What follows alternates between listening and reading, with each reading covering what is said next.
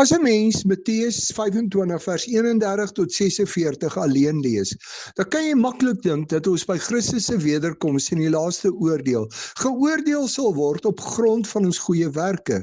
As dit moet waar wees, dan is ons almal verlore. Romeine 3 vers 21 tot 22 sê ons kan nie deur ons goeie werke gered word nie. Die Here Jesus stuur in Matteus 10 sy disippels uit om die evangelie te verkondig en sê vir hulle dat 'n arbeider geregtig is op sy loon en al nie vir hulle padkos of geld moet saamvat nie. En dan sê Jesus in Matteus 10 vers 40 dat hulle wat sy disippels ontvang, hom ontvang. Daar is dus 'n baie nou verbintenis tussen Christus en hulle wat hy in sy diens uitstuur.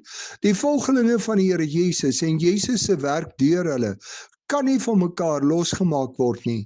En dis waaroor Matteus 25 vers 31 tot 46 gaan. Hoe het ons gereageer op Christus se uitreik na ons? Ons gaan by Christus se wederkoms rekenskap gee oor hoe ons reageer op die mense wat hy na ons stuur.